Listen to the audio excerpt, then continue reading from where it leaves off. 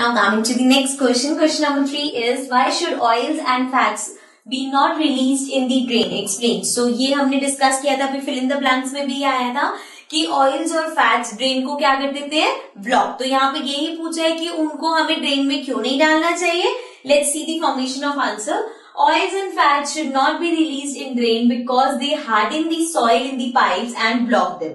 So क्या करते हैं, ऑयल और जो फैट्स होते हैं वो पाइप के अंदर जो छोटी मोटी सॉइल होती है, जो भी मिट्टी वगैरह होती है, उसको वो हार्ड कर देते हैं और जब वो मिट्टी जमती जाती है तो आपके जो पाइप्स है वो ब्लॉक हो जाते हैं, right.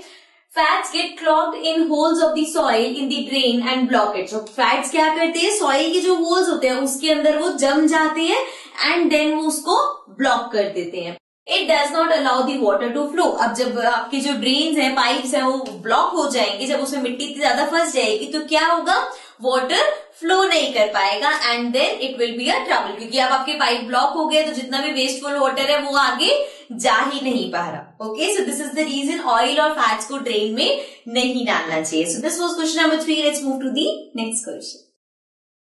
So now coming to the next question, which is question number 4. Describe the steps involved in getting clarified water from waste water. अब waste water में से clarified water तक पहुंचने के लिए अलग अलग processes follow होते हैं. So उसको हमें यहाँ पे define करना है कि क्या क्या steps involved होते हैं. So following are the steps involved in purification of water. सबसे पहले है firstly, all the physical impurities like stones, plastic bag, cans, etc. are to be removed. It is done by passing the water through bar screen. So सबसे पहले जो large objects है, देखो ये चीज हमने नोट्स में भी डिस्कस करी थी, बट वो हमने बहुत डिटेल में वास्ट में डिस्कस करी थी। अब यहाँ पे हमें उनके छोटे पॉइंट्स बना के मेंशन करना, बिकॉज आप एक ही आंसर को इतना लेंथी नहीं कर सकते। तो यहाँ पे वो वही चीज, सेम चीज है जो हम पढ़ के आए हैं, बट वो शॉर्ट में रिप्रेजेंट करी हुई है। तो सबसे पहले जितनी भी लार्ज ऑब्जेक्ट्स हैं, जैसे कि प्लास्टिक बैग्स हो गए, कैन्स हो गए, स्टोन्स हो गए, तो उन सबको क्लियर किया जाता है। कैसे किया जाता है, वाटर को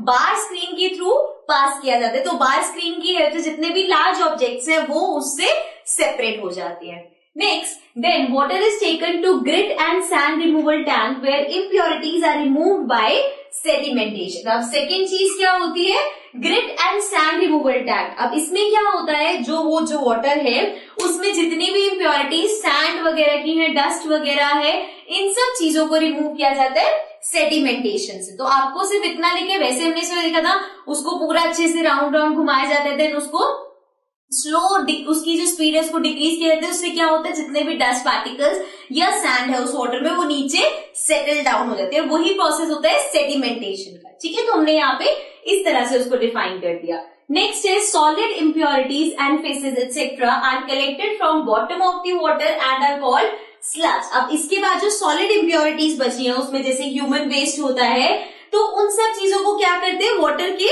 बॉटम में कलेक्ट किया जाता है एंड देन उसको सेपरेट किया जाता है और उसको हम क्या बोलते हैं, स्लज। ये हमारे पास फिलिप्स में भी आया था। नेक्स्ट लास्ट स्टेप है clarified water is cleaned of other impurities by erector or disease causing bacteria removed by chlorinization। ये हमने देखा था ना। फिर बाद में लास्ट में केमिकली भी उसको ट्रीट किया जाता है। सो क्लोरीन ऐड करके उसमें जितनी भी इम्प्योरिटीज अब बचती हैं उसको हटाया जाता है। ओके, सो यहाँ पे हमने 4 सिंपल स्टेप्स में डिफाइन कर दिया कि कैसे हम क्लैरिफाइड वाटर ऑब्टेन कर सकते हैं वेस्ट वाटर से। Okay, this is an important question. इस टाइप के क्वेश्चंस खासकर 4-5 मार्क के आ जाते हैं, तो उनको अच्छे से आपको लर्न करना चाहिए। So this was our 4th question और let's move to the next question.